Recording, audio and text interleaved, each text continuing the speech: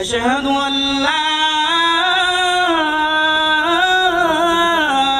إله إلا الله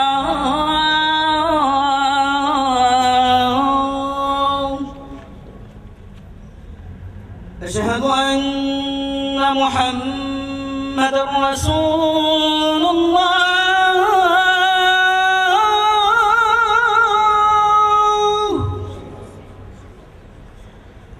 أشهد أن محمدًا رسول الله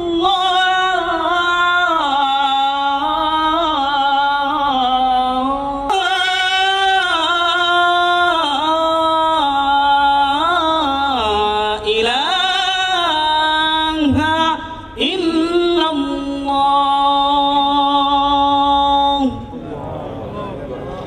اللهم رب هذه الدعوة التامة والصلاة القائمة آت محمدا الوسيلة والفضيلة والدرجة الرفيعة وابعثه مقاما محمودا الذي وعدته إنك لا تخلف الميعاد الله أكبر ইতালির রাজধানী রোমে প্রশাসন কর্তৃক বন্ধ করে দেওয়া মসজিদগুলি খুলে দেওয়ার দাবিতে গতকাল শুক্রবার পিয়াসা মিত্তিতে খোলা আকাশের নিচে জুম্মার নামাজ আদায়ের মধ্যে দিয়ে শান্তিপূর্ণ প্রতিবাদ সমাবেশ করেছে ধর্মপ্রাণ মুসলিম সম্প্রদায়।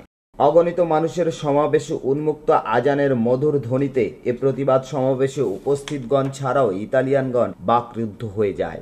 ধর্মীয় অধিকার আদায়ের দাবিতে শিশু কিশোর আবাল বৃদ্ধ বনিতা সকাল 11টা থেকে খোলা চত্বরে দলে দলে জড়ো হতে থাকে। মসজিদ রক্ষার প্রতিবাদ সভায় সামাজিক রাজনৈতিক কোন্দল ভুলে সকলে এক কাতারে দাঁড়িয়ে পবিত্র জুম্মার নামাজ আদায় করেন। দীর্ঘ মোনাজাতে মহান আল্লাহ তাআলার নিকট মসজিদ রক্ষার ফরিয়াদ করেন সমকণ্ঠে। রব্বুল আলামিন, বিশেষ করে মাওলা আমরা যে সিচুয়েশনের ভিতরে আছি, মাওলা যে সমস্যার ভিতরে আছি করতেছি, রব্বুল আলামিন তুমি আমাদের পিছনে নসিব করবে মাওলা। Questo significa Dio è grande. Quando un capello e barba dice questo dicono fondamentalismo, integralismo, ma in stessa parola se diciamo Dio è grande, Dio è grande, Dio è grande, Dio è grande. Bangladesh সমিতির সাবেক সভাপতি ও ধূমকেতু সামাজিক সংগঠনের কর্ণধার জনাব নূরে আলম সিদ্দিকী বাচ্চুর আহ্বানে সাড়া দিয়ে সমাজের সকল স্তরের আমজনতা এ আন্দোলনে অংশগ্রহণ করেন। Tanta volte povera dell'Italia economicamente, quasi 90 anni dietro tecnologia, in Bangladesh meno metà dell'Italia, 3 volte più popolazione in Bangladesh. Anche lì dai, convivenza. 25 dicembre è chiuso tutto paese, è riconosciuto dall'Stato. La preghiera, venite tutti, polizia, carabinieri, vigili urbani, guardia finanza e tutto il mondo potete venire, non c'è nascosto nulla. Tutto luce del sole, aperto, aperto, non c'è nessuna cosa. Ok?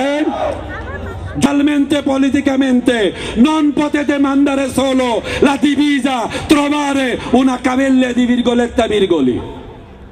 Questo perché noi invitiamo alla società italiana, intellettuali italiani, che fino ad oggi che avete difeso la democrazia, la convivenza e la libertà di culto.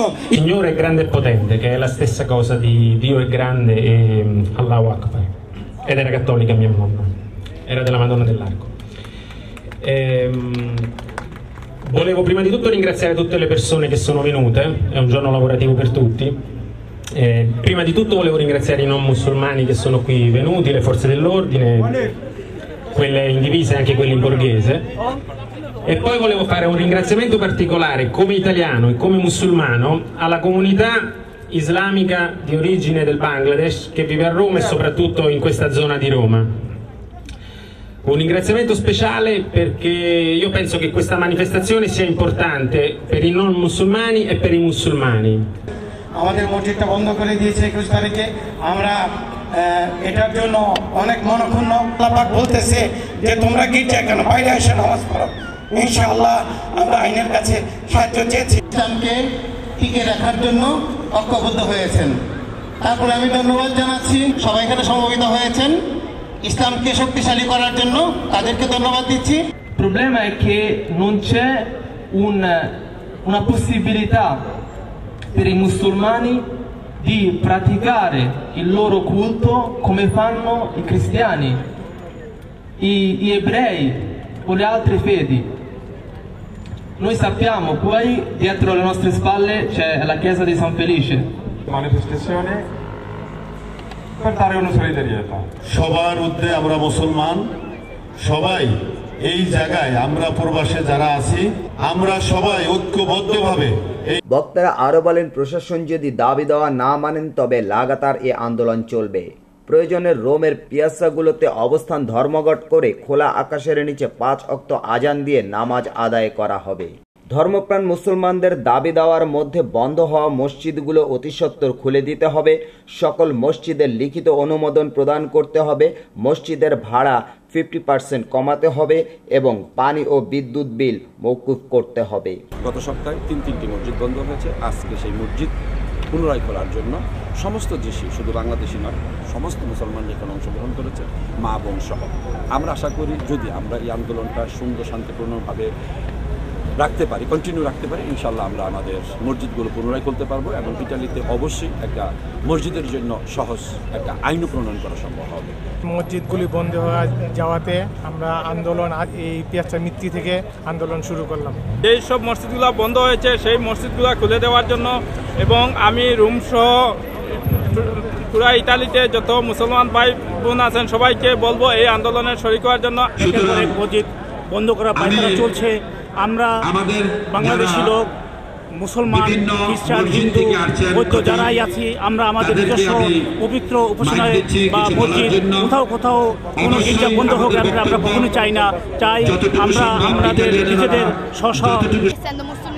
Sempre ho informato e informo ancora pubblicamente gli induisti possono pregare, anche i buddisti. e aeroporto Fiumicino loro guardano solo i musulmani. Noi vogliamo c'è una stanza, c'è scritto moschea, sala preghiera. মুহুর্মুহু slogan মুখরিত সমাবেশ চলাকালীন প্রশাসন জানান, আগামী 26শে September এই আন্দোলনের আইনি অভিভাবক জনাব নূরে আলম সিদ্দিকী বাচ্চু ও মসজিদ কমিটির নেতৃবৃন্দদের সাথে আশু সমস্যা সমাধানের জন্য আলোচনায় বসবেন। 26শে সেপ্টেম্বর প্রশাসনের নিকট থেকে আশানুরূপ ফল না পেলে এ আন্দোলন আরও বৃহৎ আকার ধারণ করবে বলে নেতৃবৃন্দ জানান। জুম্মা থেকে আসর পর্যন্ত এই প্রতিবাদ সমাবেশ বলবৎ ছিল। আসরের নামাজের পূর্বে পুনরায় আজান দিয়ে আসরের নামাজ শেষ করে এ আন্দোলনের মুলতবি ঘোষণা করেন। আমরা ইসলামের অধিকার যে কথা বললাম, ইতালি প্রবাসী questo fratello sempre sta aggiungendo diverse informazioni, alhamdulillah, che